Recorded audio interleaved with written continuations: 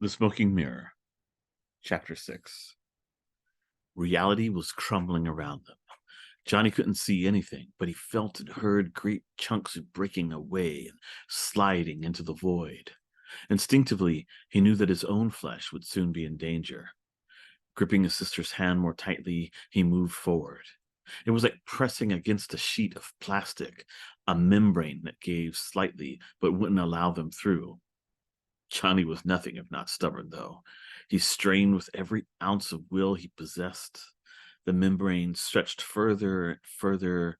He could feel Carol shoving against it as well. Together, they advanced through the howling dissolution till the barrier gave way, and with a sudden snapping sensation, they tumbled through. Johnny rose to his feet, dusting himself off. Lifting his eyes, he took in the strange panorama. Behind him, stretching away in all directions, was a curtain of mist that seemed to curve slightly in the distance. The ground he stood on was covered with glittering black sand of apparently painfully rough texture, to judge from the way Carol sat cursing and picking bits of it out of her palms. Ahead of them, perhaps 100 yards away, a river flowed darkly. It's friggin' huge, Johnny thought. Can't even see the other shore. Johnny, Carol asked, rising to her feet at last, where are the stars? Looking up, Johnny was surprised to find not the overhanging rock of an enormous cavern, but an empty sky that glowed with gloomy grayness. There was no visible sun, moon, or stars. From time to time, strange black forms were silhouetted against the gloaming, too far away to distinguish clearly. Okay, this is officially freaking me out, he muttered. He turned back to the wall of mist. It stretched all the way up into the weird sky, blending into the gray expanse. Reaching out a hand, he probed the foggy barrier. It was resilient to the touch, pushing back at him. I'm guessing this is the membrane we just came through? Listen, his sister whispered. From within the mist came unearthly sounds, deep roars, rattling hisses, insane chattering. Okay, Johnny breathed with forced humor. Time to look for another way out of here. Maybe the river? Glancing about, Carol groaned. There's nothing here. No trees, no rocks, nothing. How are we supposed to cross it? Swim? A low, growling voice chuckled. I wouldn't recommend it, dear. You'd drown before you got to the other side. Johnny turned and almost fainted. A huge dog was standing beside him, its massive head on a level with that of a tall man. Black lips curled back in a horrifying grin that revealed long, pointed teeth. The creature's blunt snout crinkled up as it smiled, and its blue eyes radiated human-like intelligence. Short, pointed ears twitched as the twins took several steps back. Johnny saw that the left one was ragged, as if chewed in a fight. The hellhound eased its wrinkled bulk back onto its haunches, perhaps trying to make them feel less threatened. Its short, reddish fur, Johnny noticed, was crisscrossed with scars. Of course, drowning would be the least of your worries, it continued, its mouth impossibly forming English words. There are all sorts of hideous beasts inhabiting the Chignawapan. Trust me when I say that you would not want to face them alone. Carol was the one who finally spoke, her voice trembling. As opposed to facing them with you? The dog cocked his head oddly. Precisely. Didn't the Sapame tell you about me? Johnny cleared his throat. Well, Pingo did mention a dog. The hellhound's eyes narrowed. Pingo, eh? Leave it to that little fool to muddle in such an essential bit of information. An essential bit of information. A quick introduction, then. I am Xolotl. Let me say that slowly. Xolotl. Master of Lightning, Lord of the West, Guardian of the Sun, a shapeshifter, somewhat like the two of you. Are you, stammered Carol, are you a god? Xolotl laughed, a low, pleasant rumble. No, girl, not a god. The tonal of a god. His beastly side.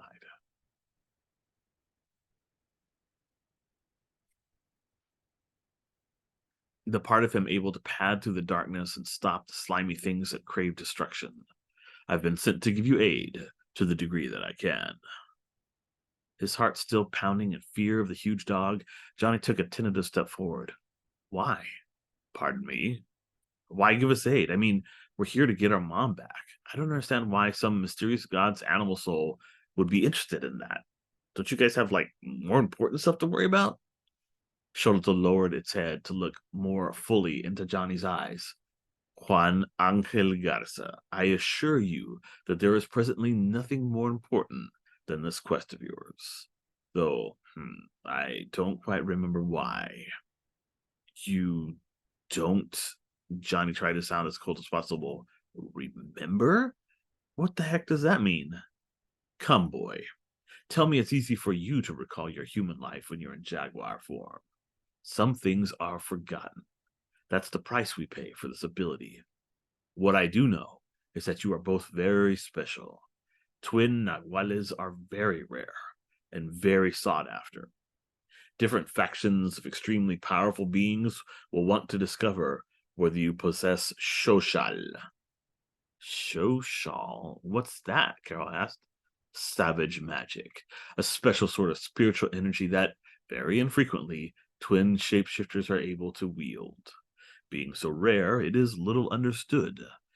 The ancients used to say that Shoshal was the ultimate power to create or destroy, to heal or obliterate. Among other things, this savage magic should allow you to transform into virtually any animal. Whoa, that would rock. Johnny imagined shifting into a cheetah or a bear. Sholito closed his eyes and gave him a shudder. I'm afraid it's been quite some time since I last visited the realm of men. It sounds as if you're speaking English, but I'm not always certain what you mean. He means that it would be great, Carol put in. Johnny snorted, half in irritation, half in amusement. His heart rate had returned to normal. The hellhound, though imposing, no longer made him want to run away in fear. So, how do we know if we've got Shoshal? Unfortunately, it has been centuries since the last pair of Shoshal gifted Nahuales walked the earth. They lost their lives fighting a great evil, so their lore wasn't passed down to anyone else. Besides, I seem to recall that the power is different for each set of twins, so I don't know that it would be of particular use to know what previous Nahuales had done to trigger their abilities. Wow, Johnny muttered snarkily. That's really helpful. Sholoto regarded him intently and rose to all fours. Oh crap, now I've made him mad. I could have stopped being such a jerk all the time, especially to huge freaking hellhounds. I understand your confusion and desperation. Supernatural Beast's features softened, as if in compassion. It is difficult to lose someone you love, to search for them in frightening places, and to have to find within yourself the strength to overcome obstacles that ought to destroy you. You have both shown great courage by simply coming this far. You've faced your true natures without falling to pieces. I admire that tenacity. Cling to your stubbornness. You will need it direly. Johnny glanced at Carol pointedly. They both had a long history of being hard-headed, so no problem there. Pingo, I hope, explained that you travel by the Black Road.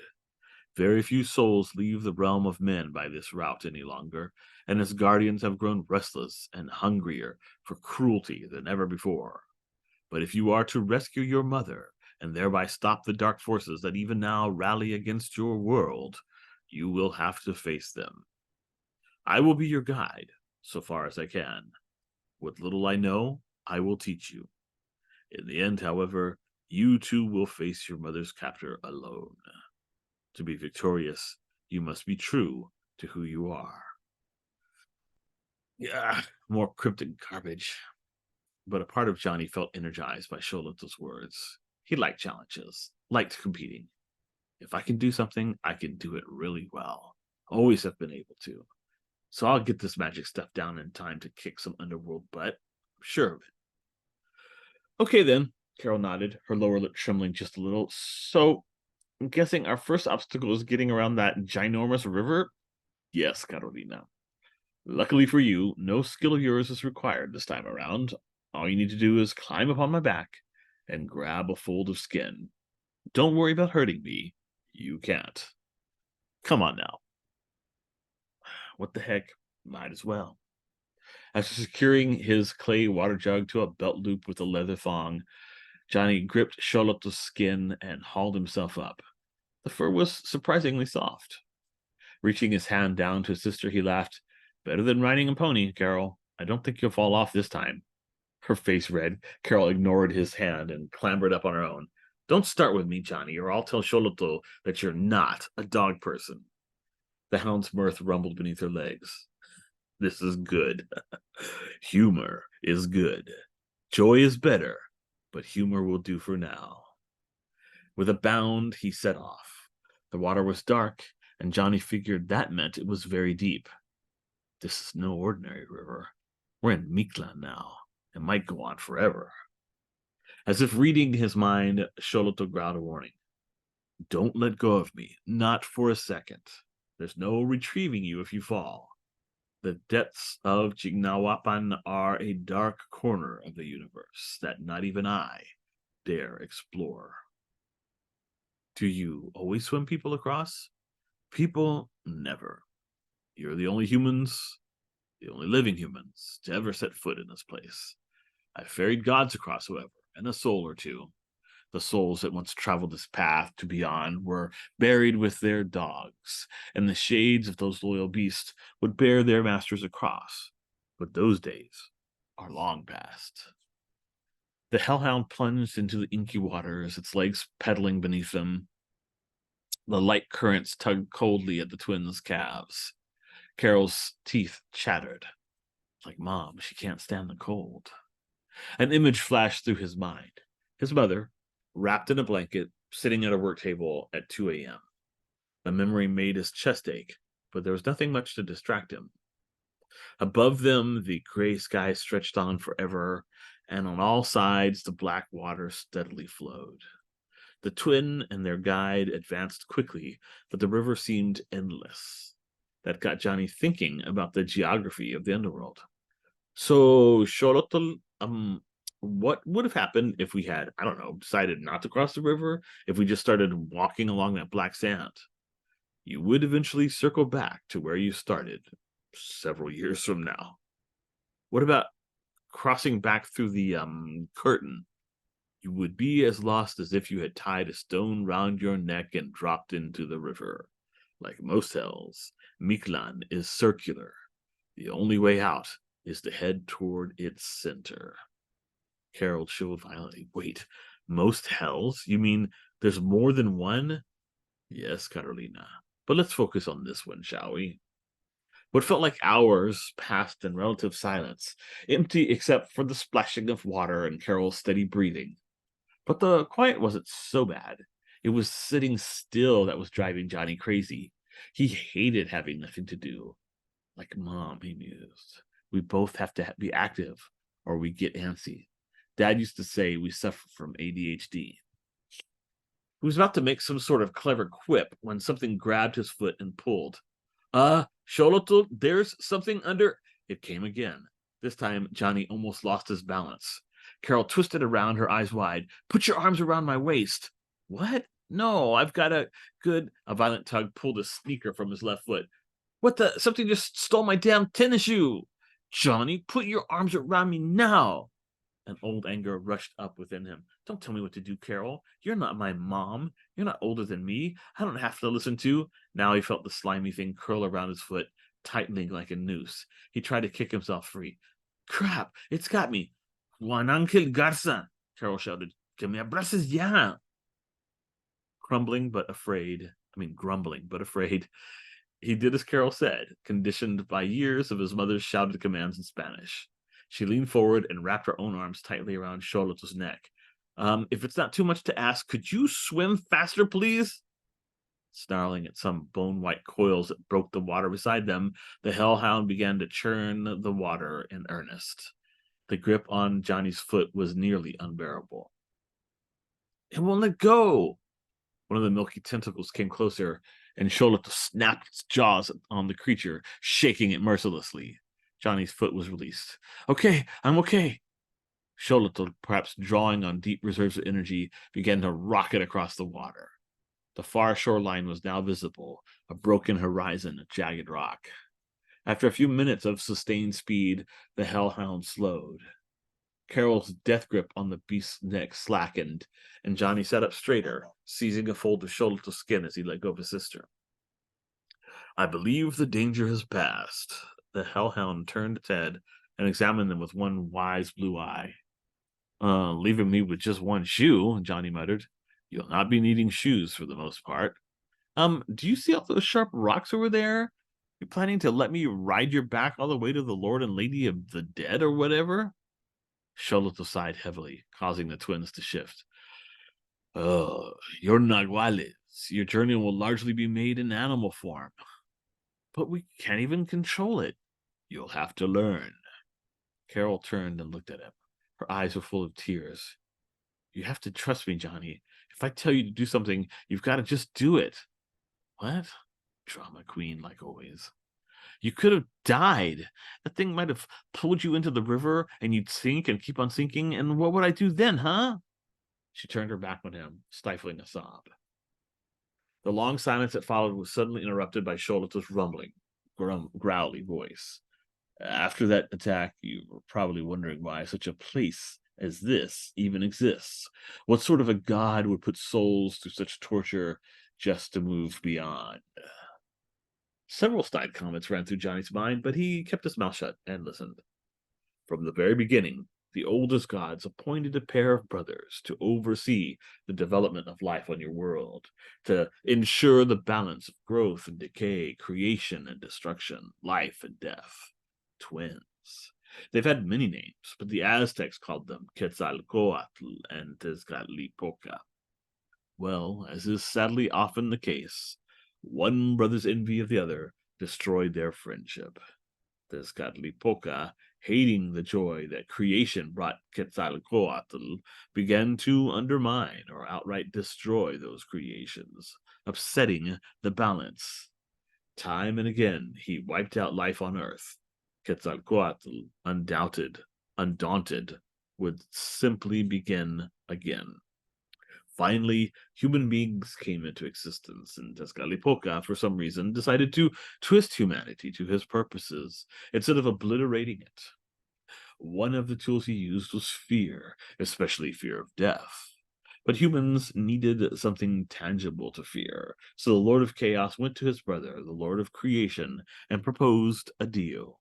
He would not destroy man, as long as he could create a way station for their souls, a stopover on their journey beyond all God's reach. Quetzalcoatl agreed, because he believed his people's faith and hope would be more powerful than their fear of the underworld and its trials. Johnny leaned back a little, reflecting on the strange story. Is that why there's evil in the world? Because one brother is crazy jealous of his twin? Carol cleared her throat and reached up to rub Cholito between the ears. You're his tonal, aren't you?